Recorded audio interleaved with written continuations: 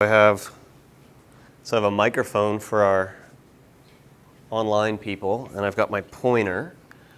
So I think we're ready to go. Thank you guys. Thank you everyone for giving me the opportunity to speak here in this forum. First off, and as you know, Emily did a really good job introducing. So we're going to talk about a couple of different published studies in the literature that represent a basic introduction to toxicology, specifically with the oil spill. So we're going to see, a pretty good introduction into toxicology in the context of a few specific things. And some of the things I want to talk about is time, and I want to talk about salinity. As we know, our estuarine environment down on the coast, it can change. It can be influenced by our fresh water, by our salt water, and seasonally and even through tidal cycles, it can change. It's a very dynamic location. It changes a lot. So, when we look at toxicology, the basic principles of toxicology are the dose, the amount of a chemical, or in terms of oil, a mixture of chemicals, and the dose and time, so the amount of that exposure. So with respect to oil and biological components, a lot of these things are going to interact across time, and that exposure is going to alter how those animals may react.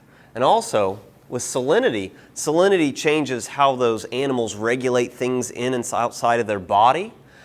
It can regulate spawning cycles. It can also have chemical influences, so it can really kind of alter the way that these chemicals like dispersants and oils are available to get inside the body.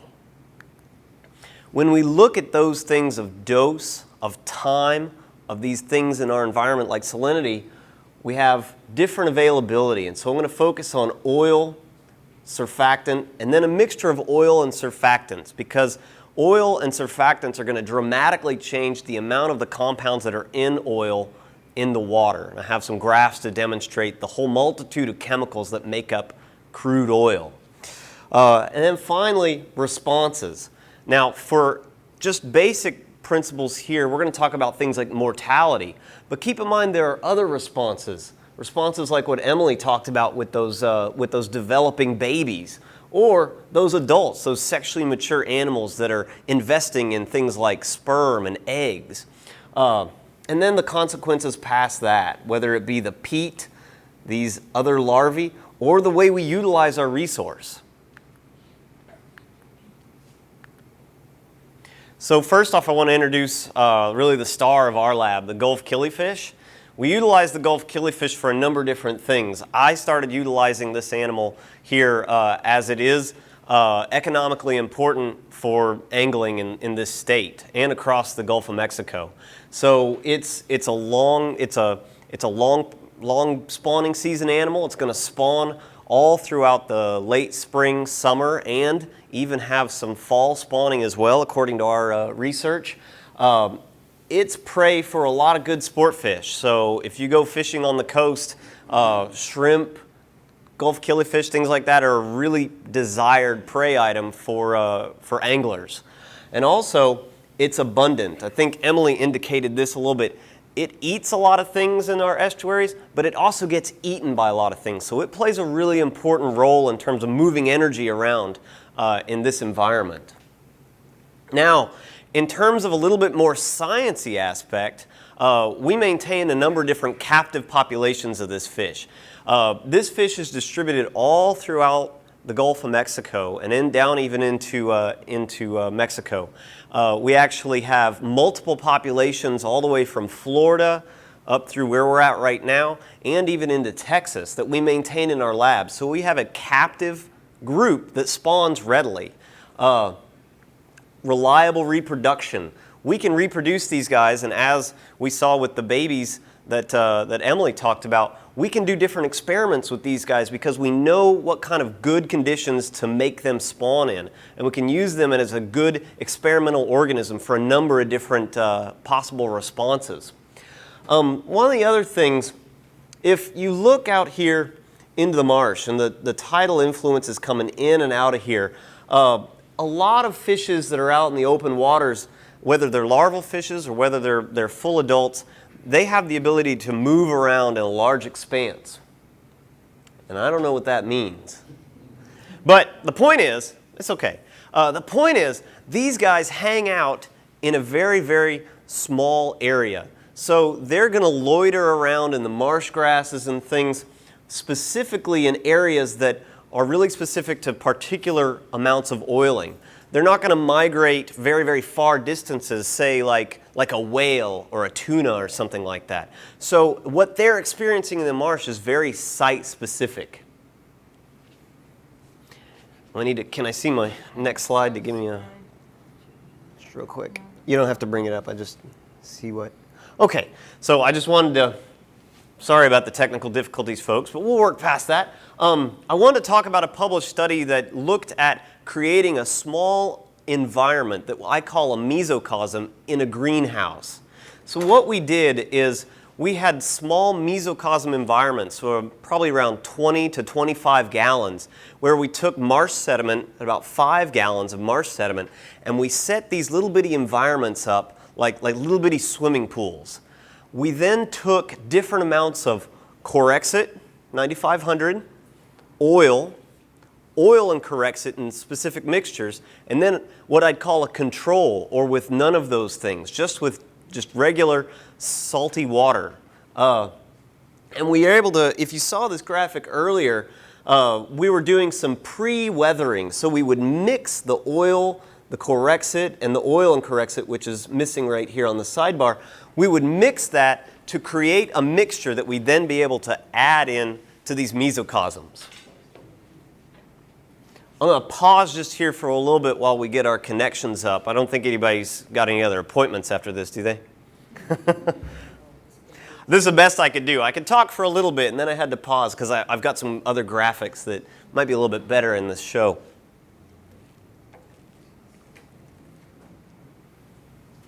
Connection is timed out. So we have a couple of minutes, and based on a couple of the things, I think we've got a few minutes while they get reconnected. Does anybody have any questions about the Gulf killifish or basic, oil questions? Maybe something simple we could field in the couple minutes we might have here. What is a mesocosm? You said a micro. I could imagine a microcosm. Yeah. So it's the jargony word for a small replicated environment. Yes. So what we do is, we have, in a greenhouse, we want to replicate small environments that we can weather this oil in, where we have a layer of sediment, and we'll have in that sediment, we'll have a hypoxic and an anoxic layer of sediment in there, and it'll be, we'll regulate the temperature, we'll regulate, a lot of different factors environmentally, so that we can place oil in that tank, in that system, and let it hang out to, as if it was just in the water or around, around some of the marsh grasses and things like that. So it's a lab way. One of the things, a lot of you guys might have questions about specific things in the environment. And one of the things that we have in here is I'm removing a lot of the variables in that environment. So if we think of the mesocosm as an aquarium with water, with oil, say a small oil slick on top of it, some of the things we don't have are, some of the big wave action that might disrupt that and break it down a little bit further as the tide goes in and out on the marsh. We might have wide swings in different plumes of algae communities and things like that. So we're removing a lot of those environmental variables, which gives us a lot more control. They're asking you to hold on. They want to hear what you're saying. Oh, okay. Well, I put it down. So I'm sorry. I was just ad-libbing here. So. As it were. We're working on it. It's being worked on right now. So anyway, we can keep talking about some of these responses if that's okay. We can look through these pictures. But the point is, we wanted to set up these small aquariums with sediment at different environmental salinities that we might see in the marsh, to look at how that over time might change different parameters that might be of importance to, say, the toxicity of those combinations. So we set up these mesocosms at 4, 12, and 18 parts per thousand. And just to give you a reference, parts per thousand is grams per liter. So the salinity of the ocean is roughly 35 grams per liter, 35 parts per thousand, 35, 34. So we were working in conditions that were more, lower salinity that we might have as we're, heading towards the coast. So say if we wanted to replicate, say, full salt, we'd be at 34 parts per thousand. We were at 4, 12, and 18, some of the salinities that we've encountered in some of our sample sites along the coast, specifically for some of the areas that had been affected by the oil spill. So what we did is once we set up those different salinities, we then took and we would put our treated mixtures, Corexit 9500 or Corexit and oil or just oil, and we'd put it in these mesocosms and we'd wait. We would sit and we'd then collect the water from underneath the slick or in that mesocosm at 1 week, 4 weeks, and 16 weeks after the application of that water. We would then do some acute bioassays, so acute toxicity measures.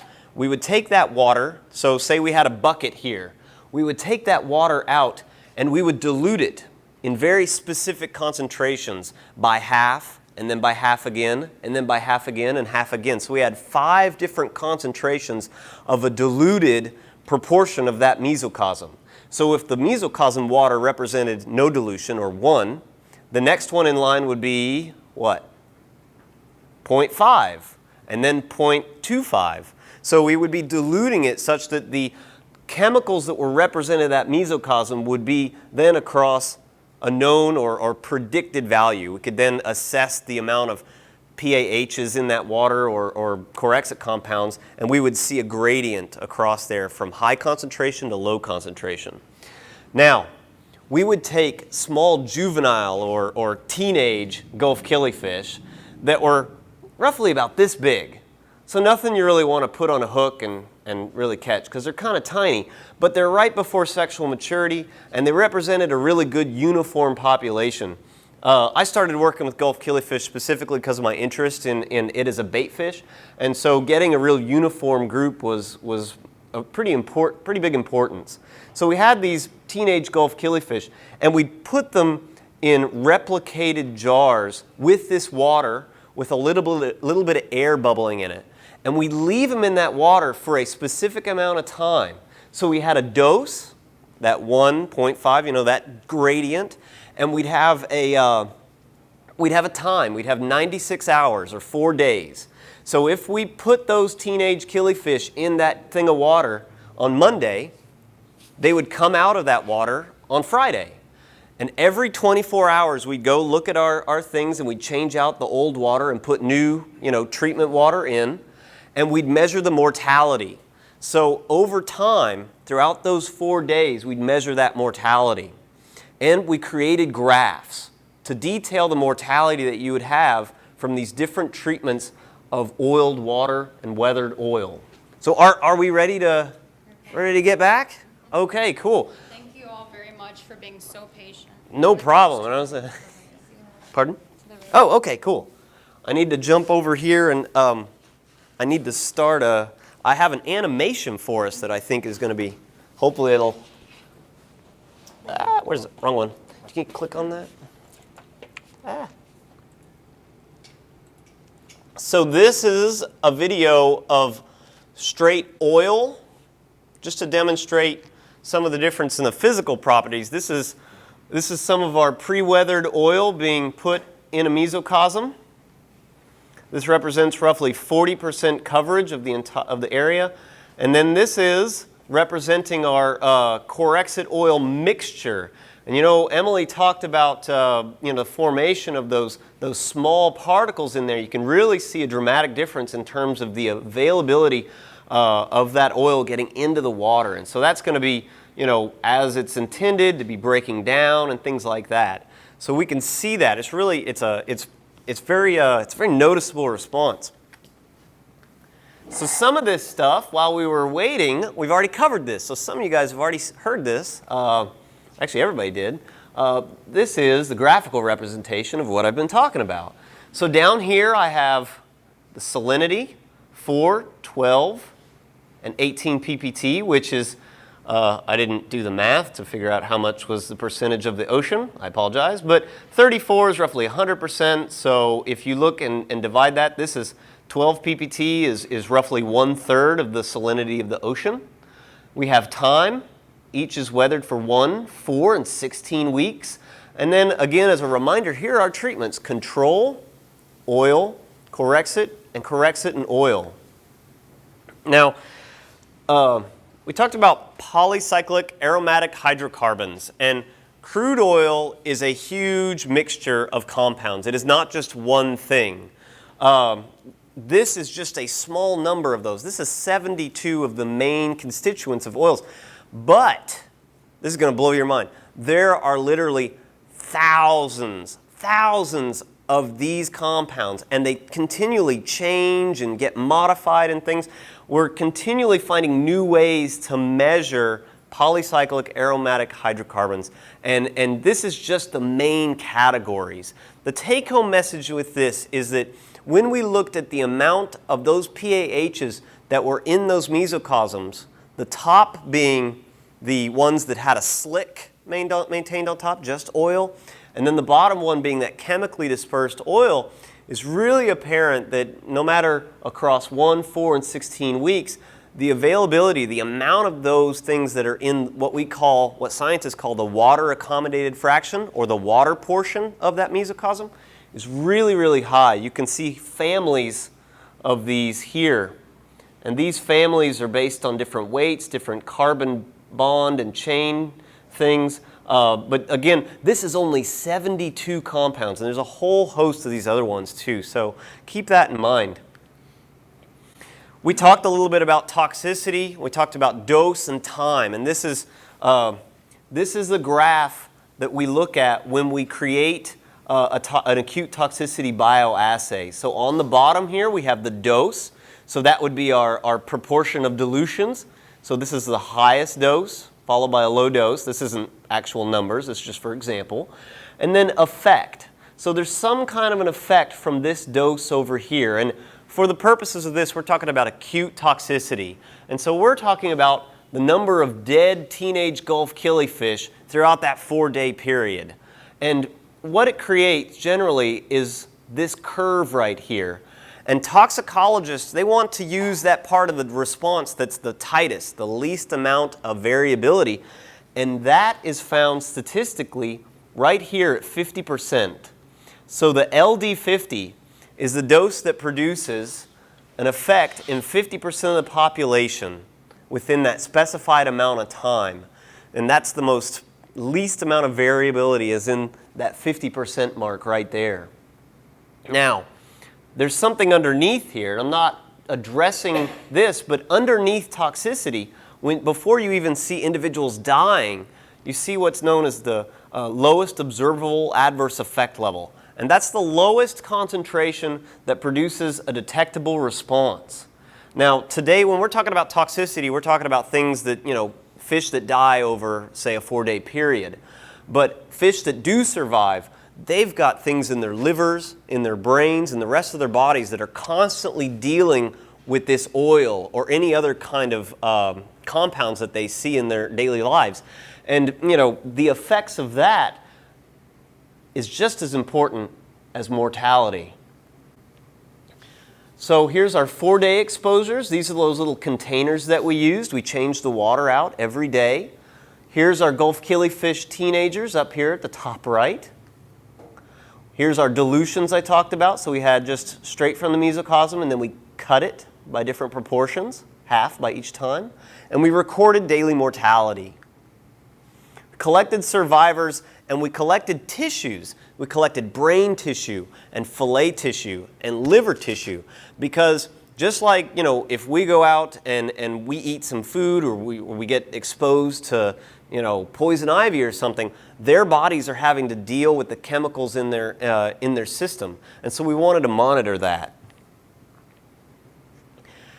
We created these mortality curves. So this represents our highest salinity, 18 parts per thousand. Along this axis is the dilution. So as we ride from the left to the right, we have a high dilution. to a low dilution. So we actually have the highest concentration, that's straight from the mesocosm, and then as you go this way, there's less pHs, less chemicals. Across here is the number of survival in that group. When we look at the purple or blue and the green line corrects it, the oil corrects it, we see that it produced a strong amount of mortality in these dilutions here. After 28 days or 4 weeks, we didn't see a lot of acute toxicity. So we saw this dashed line represents what we had in terms of survival from animals just hanging out in regular, clean 18 ppt water. Very, very similar values, very early on between 7 days and 28 days. Like the last one, at 112 days, we had reduced acute toxicity, really similar to control. So we didn't really see an acute toxic response. At 4 ppt, in contrast, our lowest salinity, we saw that oil and corrects it produced a really strong acute toxicity curve right in here. So just mesocosm water, if we just took that water out, that water killed 100% of those animals. When we looked at the value of core exit, this was actually, we had looked at this core exit value here is pretty much in line with what we see in the literature. So this is real predictable. We knew that what we added in terms of core exit would produce this response. When we look at 28 days, however, core exit is higher up, indicating it is slightly less toxic. It's reduced slightly. However, oil and corexit is still producing 100% mortality at that just right out of the mesocosm concentration. And then when we look after 112 days, we see not a whole lot of acute toxicity here. So we have a lot of animals surviving. That doesn't mean that there aren't other things going on inside their bodies, and we have some tissues collected that we're analyzing right now for that work. Can I ask a question? Oh, yeah? Yes? When you take the pure oil, it means it sits on the surface or on the bottom? I mean, Yeah. that's probably why it doesn't cause the infection. I will. The fish is not exposed to it. Right? Correct. So what we have is this red line up here. The question for the people at home, this red line up here, the oil, just oil, it's not producing a mortality effect. It's just up at the top or it's down in the sediment. So it's not producing acute toxicity, and that is absolutely correct. What's happening is we had very little acute toxicity from oil alone. That oil is sitting on the slick. Now, if this was out, and this ties into your mesocosm question, if this was out in the wild, what would be happening on a lunar period in the marsh? And I'm waving my hand up and down. Huh? Exactly, tidal exchange. And tides, the winds, are active things that break up these oil slicks. And so that's one thing we don't have in this lab study is the active, tidal influence and the breaking down of that oil isn't occurring in just this kind of mesocosm static environment. So what you're seeing is very little transference into the oil. And you saw that graph earlier with the dispersed and non-dispersed oil. You're getting a completely different profile of PAHs that you would. So hence you're not seeing that acute toxicity. And so that non-dispersed oil is not breaking up. Now, if we did this study out in the environment, if we wanted to dirty up a bunch of stuff, which I don't want to do, we would see tidal influence and tidal and other wind influences breaking up this oil and possibly making survival possibly decrease a little bit. That's a guess, but probably a pretty good guess. Now, at 16 weeks at the intermediate salinity, we see some variable mortality in here, but again, we don't get the same kind of trends we saw here at 12 ppt and at those other salinities where we saw acute toxicity even at 28 days in some of those other salinities. So what did we really see from this? The non-dispersed oil really lacked acute toxicity, and it's predominantly because of its availability and getting those toxic PAHs in the water, okay? The salinity of the water definitely influenced the toxicity of Corexit 9500. Dr. Andy Nyman is going to address some of our collaborative research to address some of those issues. A lot of that has to do with the way those fish and other aquatic organisms are balancing salts and other ions inside and outside their body. So it has a lot to do with how surfactants act at the gills and inside their intestines and stuff like that. At the low salinity environments, we saw greater persistence of acute toxicity. So at the lower salinity environment, we saw that the acute toxicity we observed at 1 week hanged on the longest into that 28-day period, although it didn't maintain itself at that 112-day period.